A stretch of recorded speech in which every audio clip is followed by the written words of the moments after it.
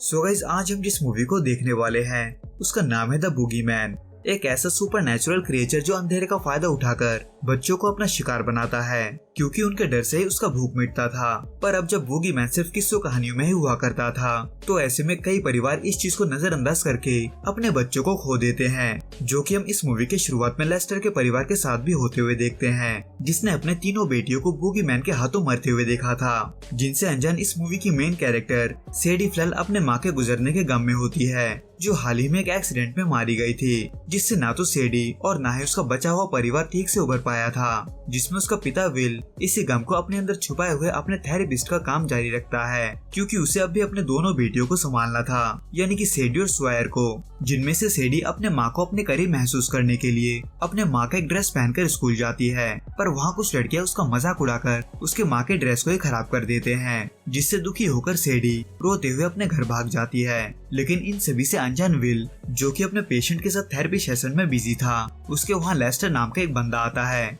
यानी कि वही शख्स जिसके तीनों बेटियों को बूगीमैन ने मार दिया था, जो वैसे तो विल का पेशेंट नहीं था, पर लेस्टर के बार बार रिक्वेस्ट करने की वजह से विल उसके बातों को सुनने के लिए मान जाता है। लॉन्ग स्टोरी शॉर्ट, लेस्टर दरअसल वहाँ इसलिए आया था क्योंकि उसके बातों पर कोई भी विश्वास नहीं कर रहा था कि उसने उसके बेटियों को नहीं मारा, बल्कि बूगीमैन ने मारा है, जिसको सुनने के बाद विल को कुछ ठीक नहीं लगता, यानी कि उसे लेस्टर थोड़ा पागल लगता है। इसलिए वो बाथरूम जाने के बहाने पुलिस को फोन करने जाता है, इस बात से अनजान कि वो उस घर में अकेला नहीं है, बल्कि वहाँ सेडी भी है। हालांकि लेस्टर उस दौरान विल के घर में मंडराता जरूर है, लेकिन वो सेडी को कुछ नहीं करता, जिसके बारे में सेडी को तब पता चलता है जब उसे उसके माँ के 8 रूम में से किसी के लड़ने का आवाज आता है। पर उन्हें वहाँ पर जो दिखता है उन्हें खुद उस पर विश्वास नहीं होता, क्योंकि लेस्टर भी मर चुका था, जो वैसे तो पुलिस के हिसाब से आत्महत्या का केस था। पर अब जब सेडी ने अंदर लेस्टर को किसी से लड़ते हुए सुना था, तो ऐसे में वो ये समझ नहीं पाती कि उसने जो सुना था वो सच भी है या नहीं। जिसके बाद तभी एक ट्विस्ट आता है, जिसमें जब स्वायर सो रही थी, तब उसे अपने क्लोजेट के पास से किसी के होने का आवाज आता है, जो देखते ही देखते उसके आंखों के सामने से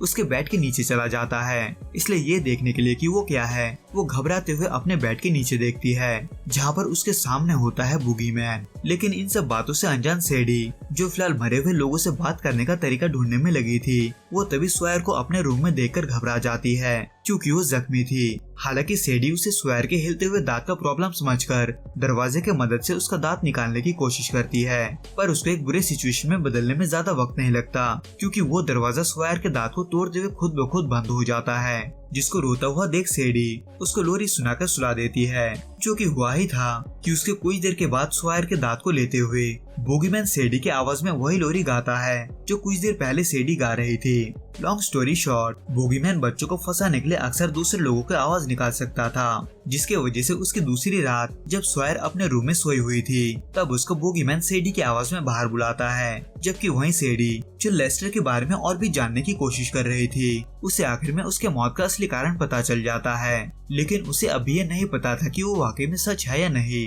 जो कि सेडी के लिए सच में तब बदल जाता है जब वो भी बूगीमैन को एक झलक देखती है। लेकिन इससे पहले कि वो बूगीमैन को सही से देख पाती, तभी स्वायर आकर उस पर भड़कने लगती है, क्योंकि उसे अब ये लग रहा था कि उसको वहाँ बुलाने वाली सेडी थी। पर अब जब ऐसा नहीं था, तो ऐसे में सेडी अपने एक दोस्त के साथ लेस्टर के घर जाती है, जहाँ उसकी बीवी रीटा अभी रह रही थी। लॉन्ग स्टोरी शॉर्ट, यहाँ सेडी को बूगीमैन के बारे में पता चल जाता है, लेकिन वो रीटा के बातों पर विश्वास नहीं कर पाती, क्योंकि फिलहाल वो दिमागी तौर से ठीक नहीं थी, क्योंकि वो हर बार बूगीमैन को अपने आसपास समझ रही थी, जिसके वजह से वो सेडी पर ही गोली चलाने लगती है। इसलिए सेडी इस मामले को बकवास मानकर इसे ऐसे ही छोड़ देती है। पर उसके एक दिन बाद जब सेडी अपने दोस्तों को अपने घर इनवाइट करती है, तब कोई मजाक के चक्कर में सेडी को उसके माँ के क्लोजेट में बंद कर देता है, जहाँ पर सिर्फ अंधेरा था, जहाँ एक बार फिर से बूगीमैन सेडी के पास आने की कोशिश करता है, क्योंकि उसके डर से बूगीमैन को ताकत मिल रहा था। वैसे तो सेडी उस क्लोजेट से बचकर निकल जाती है, लेकिन वो वहाँ से निकलने के बाद सबको घर भगा देती है,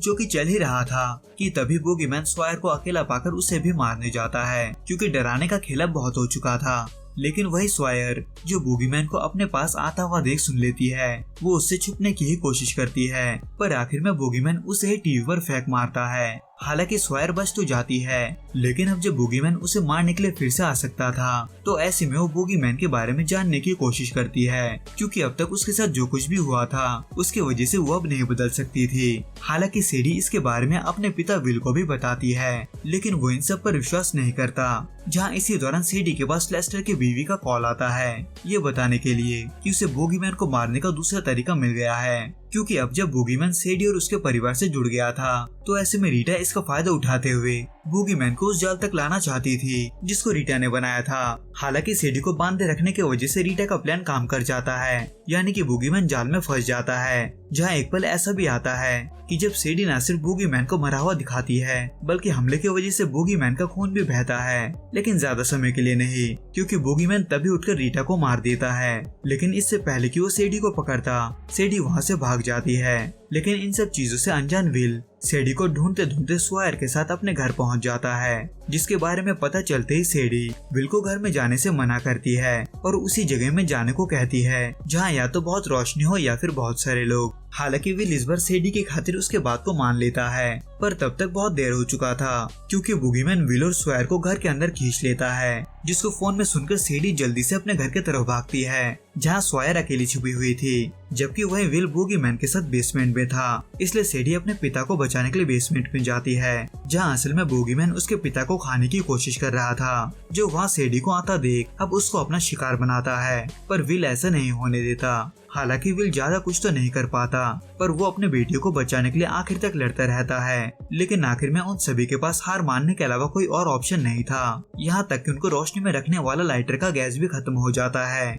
जो कि चल ही रहा था कि तभी एक ट्विस्ट के साथ सेडी की माँ की आत्मा आ जाती है और बूगीमैन का सामना करने में उन सभी का मदद करती है, और फिर आखिर में वो अपना घर समेत बूगीमैन को भी जला देती है। वैसे तो ये मूवी यही खत्म हो जाता है, लेकिन फिर भी इस मूवी के आखिर में एक ऐसा सस्पेंस क्रिएट हो जाता है जो ये दिखाता है कि बूगीमैन अभी मरा नहीं है, क्योंकि उन सबके कुछ दिनों बाद जब पूरा परिवार सेशन के लिए थेरेपिस्ट के पास जाता है तब सेडी को उसकी डॉक्टर पीछे से आवाज देती है, जो कि शॉकिंग इसलिए होता है क्योंकि पीछे उसकी डॉक्टर थी ही नहीं, यानी कि वो बूगीमैन था जो सेडी के डॉक्टर का आवाज निकालकर एक बार फिर से उसके पीछे पड़ गया था।